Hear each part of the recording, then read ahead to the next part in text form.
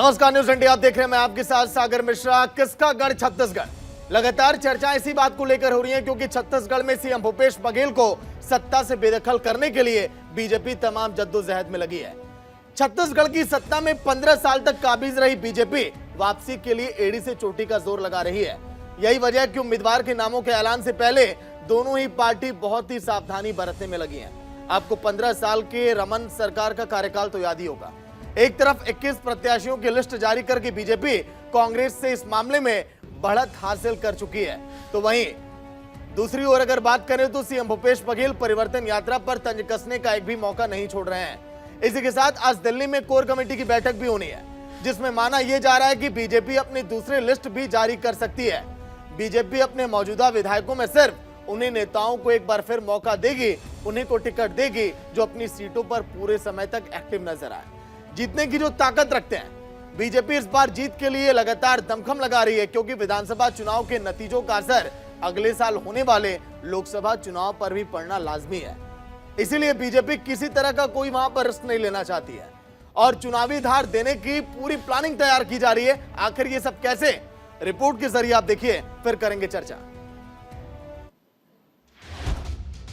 BJP का उम्मीदवारों पर मंथन। 15 साल तक बीजेपी का गढ़ रहा छत्तीसगढ़। नो रिस्क के फॉर्मूले पर बीजेपी ने बनाई कई तरह की स्ट्रेटजी। परिवर्तन यात्रा पर कांग्रेस का तंज। विधानसभा चुनाव पर कांग्रेस बीजेपी में जंग।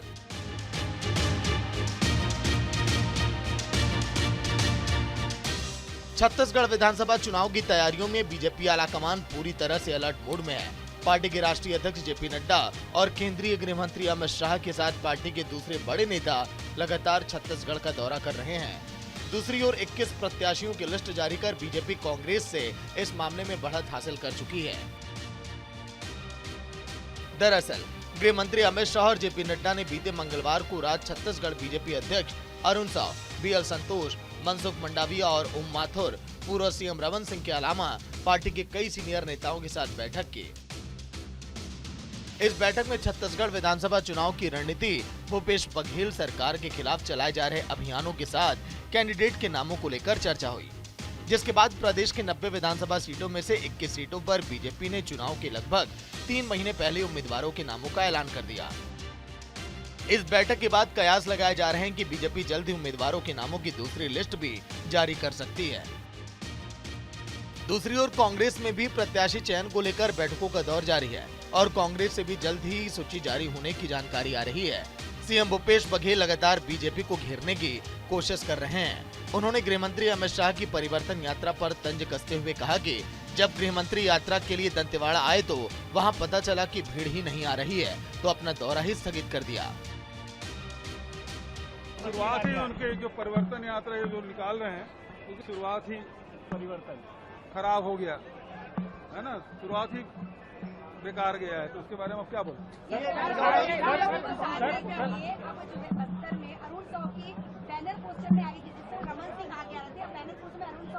भाई 27% आरक्षण देने के बाद पिछड़े वर्ग के लोग लगातार मांग कर रहे हैं। विधानसभा से हमने 32, 13, 27 और 4% के हिसाब से 76% हमने आरक्षण विधानसभा में पारित किया और अभी तक राजभवन में अटका हुआ है।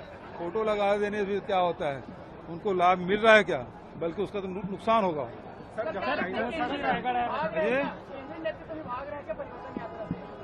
भाई अमित शाह जी पहले आए थे, दुर्ग का कार्यक्रम उनका फ्लॉप रहा।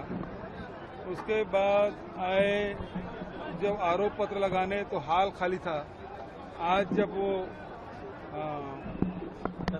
दंतेवाड़ा परिवर्तन यात्रा के लिए आए, उसको हरी झंडी दिखानी थी, वहाँ पता चला कि भीड़ ही नहीं आ रही है, तो अपना दौरा ही स्थगित कर दिए। तो अमित शाह जी का अनुभव छत्तीसगढ़ के लिए ठीक नहीं है। मोदी जी आ रहे हैं। चुनाव के पहले प्रत्याशियों के चयन पर माथापच्ची का दौर पहली बार देखा जा रहा है। दोनों ही पार्टियां फूंक फूंक कर कदम आगे बढ़ा रही हैं। कहीं कोई चूक ना हो जाए, वहीं पाटन सीट छत्तीसगढ़ के सीएम भूपेश बघेल की पारंपरिक सीट मानी जाती है। इस बार बीजेपी ने बड़ा दांव खेलते हुए उनके सांसद भतीजे विजय बघेल को यहां से उम्मीदवार बनाया है। बीजेपी अन्य सीटों पर उम्मीदवार के चुनाव के लिए बहुत सावधानी बरत रही है।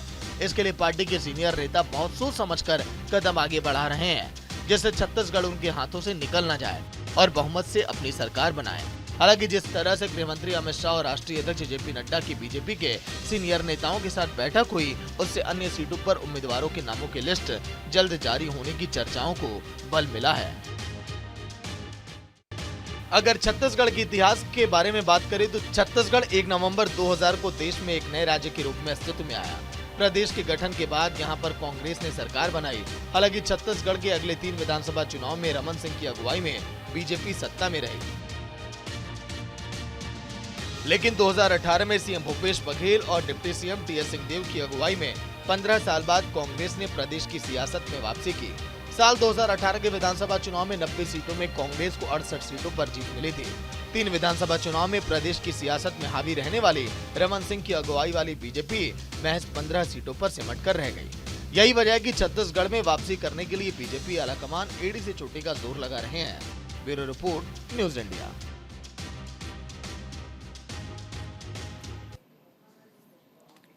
तो चलिए आखिर किसका गढ़ छत्तीसगढ़ चर्चा की शुरुआत करते हैं। तमाम मेहमान हमारे साथ जुड़े हुए हैं। सुनील सुशीला शर्मा रेजिडेंट एडिटर हैं, अनिल पुसतकर स्टेट हेड हैं मध्य प्रदेश और छत्तीसगढ़ के, भावना बोहरा प्रदेश महामंत्री बीजेपी की, नितिन भंसाली प्रवक्ता कांग्रेस छत्तीसगढ़ के, और साथ में हमारी सहयोगी प्रीति चौहान भी अब से कुछ ही देर में जुड़ेंगे। सबसे पहले सुनील जी आपके पास आऊंगा, क्योंकि आपने इन चुनावों को सर बहुत करीब से देखा है। सन 2018 दिसंबर की वो सर्द रात जब 15 सालों के बाद कांग्रेस के लिए एक खुशखबरी लेकर आई कि कांग्रेस ने सत्ता में वापसी कर लिया है। लेकिन सत्ता बचाना एक बड़ी चुनौती है कांग्रेस के सामने, क्योंकि कई ऐसी चुनौतियां जो मुंह बाए खड़ी हैं सर। जी हाँ, बिल्कुल आप सही कह रहे हैं। भूपेश बघेल का जो खेल है, जो उन्होंने योजनाओं के जरिए किया है, जो उन्होंने हर वर्ग तक पहुंचने की कोशिश की है, वो उनका एक ऐसा कार्य था जो उन्होंने असल में सत्ता में आते ही शुरू कर दिया था। 15 साल के बाद जब कांग्रेस को सत्ता मिली तो उन्होंने इस प्रकार से खेल खेलना शुरू किया, इस प्रकार से काम करना शुरू किया, जिससे कि बीजेपी को आगे जाकर दिक्कत महसूस हो, समस्याएं महसूस हो। और वो चीज़ आपको नजर आ रही होगी सागर कि इन्होंने बीजेपी की तरफ से अभी से मंथन शुरू हो गया है, लिस्ट आनी शुरू हो गई है, जबकि चुनाव की तारीख अभी तय नहीं हुई है, परंतु अपने उम्मीदवारों को ये पूरा समय देना चाहते हैं जिससे कि वो अपने फील्ड में जाएं, लोगों से बात करें, मिलें और एक बार दोबारा से सत्ता में वापसी कर सकें। चलिए, भावना बोहरा प्रदेश महामंत्री हैं बीजेपी की। भावना जी, क्या प्लानिंग चल रही है इस समय? क्योंकि कल देर रात जो नड्डा साहब के घर पर बैठक हुई है, जो बी टाइप की सीटें हैं उस पर चर्चाएं की जा रही है कि कौन से उम्मीदवारों को उतारा जाए। भावना जी, इसमें एडिट करना चाहूंगी कि प्रदेश मंत्री महिला मोर्चा हूँ, प्रधान महामंत्री का रेजिग्नेशन आप प्लीज चेंज कर देंगे, प्रदेश मंत्री हूँ। और दूसरी बात रहा सवाल बीजेपी की जो लिस्ट की निश्चित ही, सबसे पहले तो भारतीय जनता पार्टी की साइड से और समस्त जनता को यही बताना चाहूंगी कि जो 21 लोगों की जो लिस्ट आई थी, 21 प्रत्याशियों की, निश्चित ही उसका जो रुझान देखते बन रहा है हर क्षेत्र में 21 प्रत्याशियों के लिए जो उत्साह जो कार्यकर्ताओं के साथ साथ जनता के बीच में दिख रहा है, तो निश्चित ही एक संदेश है सभी के लिए कि कमल निश्चित ही 2023 में फिर से खेलने वाला है। और दूसरा जो सवाल था आपका जो लिस्ट को लेकर के, जो आगामी जो लिस्ट है प्रत्याशियों की उसको लेकर के, तो उस पर अभी भी लगातार बैठकें हो रही हैं। जैसे ही नाम फाइनल होगी निश्चित रूप से वो हम सबके सामने, क्योंकि भारतीय जनता पार्टी पारदर्शी काम हमेशा करती, तो निश्चित ही वो बहुत जल्दी वो भी नाम सामने आएंगे, बहुत जल्दी आने वाले समय में। चल, नितिन भंसाली भी हैं प्रवक्ता कांग्रेस छत्तीसगढ़ के। भावना बोहरा जी का नाम और डेजिग्नेशन एक बार अपडेट कर दीजिएगा, जो इन्होंने बताया कि प्रदेश मंत्री हैं बीजेपी के। नितिन भंसाली साहब, कांग्रेस की प्लानिंग क्या है सर? लग रहा है कि इस बार सन 2018 वाला करिश्मा कर पाएंगे क्या? 2018 से बेहतर करिश्मा होगा, क्योंकि 15 सालों के कुशासन के बाद प्रदेश की जनता ने जन आशीर्वाद जो है वो कांग्रेस को दिया है। कांग्रेस ने जो कहा है वो किया है। हम हमारे काम को लेकर आम जनता के बीच जाएं और उनका समर्थन मांगेंगे। हम आज की तारीख में 90 विधानसभा की छत्तीसगढ़ में 71 सीटों पे हैं। हम उन हारी हुई 19 सीटों पर फोकस कर रहे हैं। तो ये तय है कि हम जिस आंकड़े पर अभी हैं, हम उससे ज्यादा सीटें जीतने पर काम कर रहे हैं। हमारी लगातार चुनाव समितियों की बैठक हो रही है और आपको मैं बता दूं, सिफारिश और दबाव नहीं, सिर्फ हमारे यहाँ क्षमता को आधार माना गया है। LIB का सर्वे, सामाजिक सर्वे, राजनीतिक सर्वे, इन सारे सर्वे के बाद प्रत्याशियों का फीडबैक भी लिया जा रहा है और इसमें कोई जल्दबाजी नहीं की जा रही है। बीजेपी के पास क्या है, नकल करने के पूरे अवसर है, पर नकल करने के लिए जो अकल की आवश्यकता होती है वो भाजपा के पास थोड़ी सी कम है। वो जिस फार्मूले पर कांग्रेस के कर्नाटक वाले फार्मूले पर नकल कर रही है, पर उसमें अकल की कमी साफ नजर आ रही है। और रहा सवाल इनकी परिवर्तन यात्रा का, तो ये परिवर्तन यात्रा नहीं निकालनी चाहिए, इनको प्रायश्चित यात्रा निकालनी चाहिए इस प्रदेश में।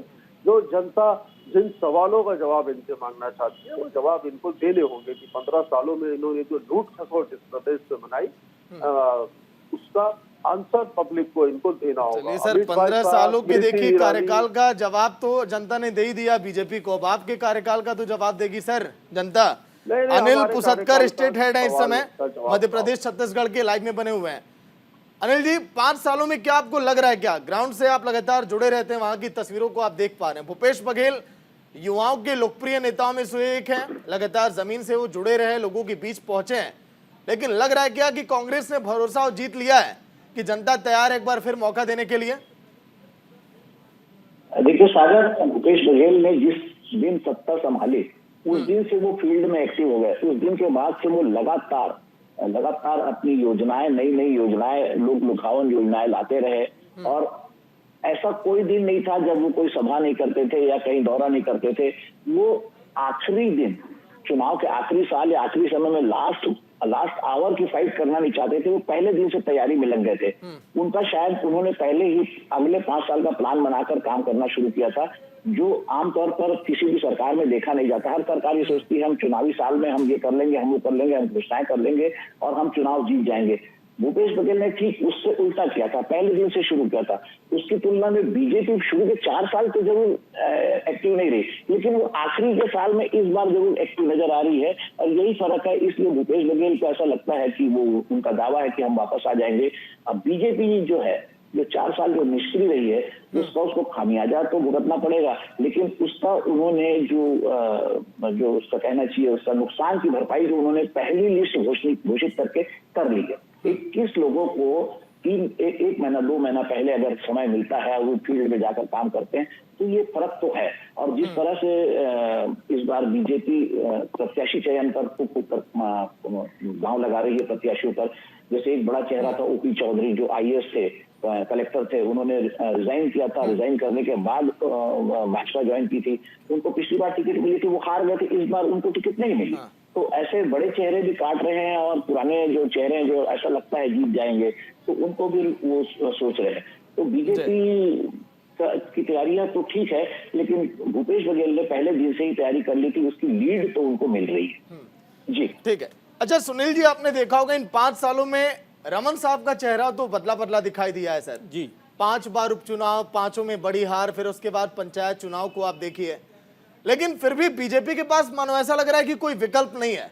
लोग उन्हीं को देख रहे हैं कि बीजेपी की तरफ से यही मुख्यमंत्री बनेंगे अगर बीजेपी चुनाव जीत जाती है तो। वजह क्या है सर इसके पीछे? जी हाँ, बिल्कुल सही बात है। अगर भूपेश बघेल जिस प्रकार से अनिल जी ने बताया कि पहले दिन से चुनावी मोड में ही काम कर रहे हैं, पहले दिन से वो एक सधे हुए कदमों की तरह काम कर रहे हैं, लेकिन उसके उलट बीजेपी जो है पिछले 5 साल से निष्क्रिय और अभी जाकर सक्रिय हुई है। और यही कारण है कि कोई और दूसरा चेहरा, कोई और दूसरा लीडर सामने आ ही नहीं पाया, जिससे कि अगर वो एक मजबूत विपक्ष की भूमिका निभाते तो कोई ना कोई और दूसरा चेहरा सामने आ सकता था। और वही चीज़ है कि उसी कारण से लोगों को सिर्फ और सिर्फ एक रमन सिंह का चेहरा नजर आ रहा है, जबकि अभी तक किसी का सीएम फेस अभी घोषित भी नहीं किया गया है। बिल्कुल। और जैसा कि बीजेपी की स्ट्रेटेजी भी रहती है आजकल कई जगह पे कि अब वो सीएम फेस डिक्लेयर नहीं करते हैं और उसके जीतने के बाद किसी को सीएम बनाते हैं। ये बात कई बार कई जगह सही हो जाती है, परंतु छत्तीसगढ़ जैसे राज्य में इस चीज का बहुत फर्क पड़ता है कि इस राज्य की लीडरशिप किसे मिलने वाली है, कौन हमारे नीति नियंता बनने वाले हैं। चलिए, लेकिन क्या लग रहा है कि भावना जी 90 विधानसभा सीटें हैं छत्तीसगढ़ में, जादुई आंकड़ा पाने के लिए तो सभी पार्टियां बेताब हैं। रमन साहब के घर पर लगातार देखिए भीड़ उमड़ रही है कि ये टिकट मुझे मिल जाए, ये मुझे मिल जाए, क्योंकि टिकट बंटवारे के वक्त तो ऐसा होता है।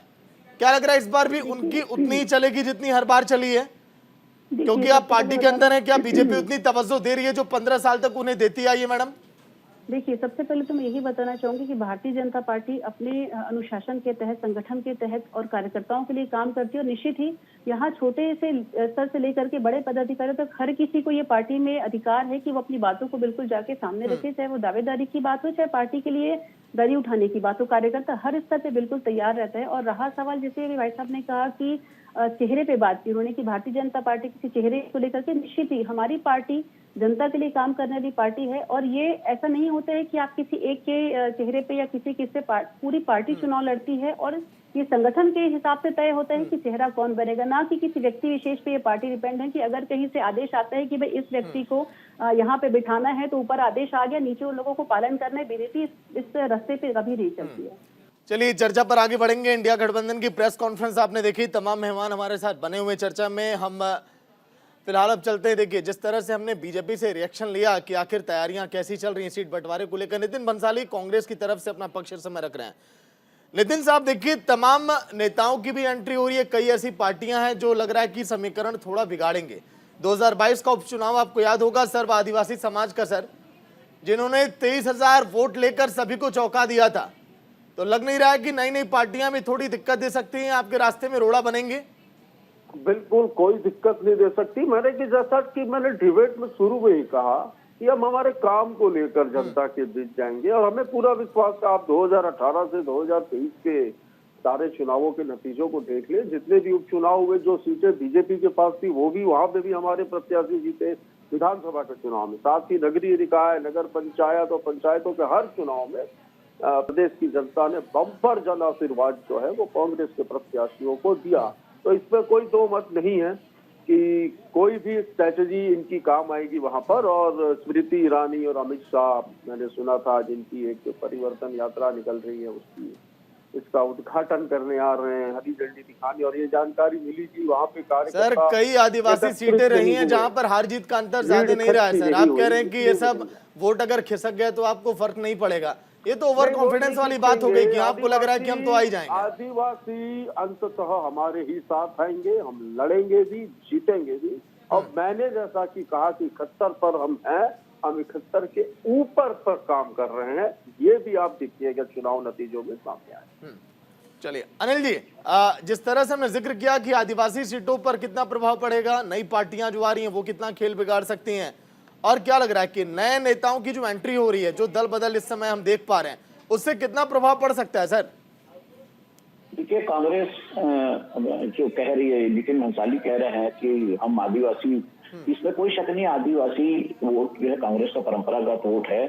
और जब अखंड मध्य प्रदेश का छत्तीसगढ़ अलग नहीं हुआ था तो बस्तर के भरोसे में दिग्विजय सिंह की सरकार, जो छत्तीसगढ़ के भरोसे में दिग्विजय सिंह सरकार रिपीट हुई थी। लेकिन उसके बाद जब छत्तीसगढ़ बना, पहले ही चुनाव में आदिवासी वोट खिसक कर पूरा बीजेपी के पास आ गया।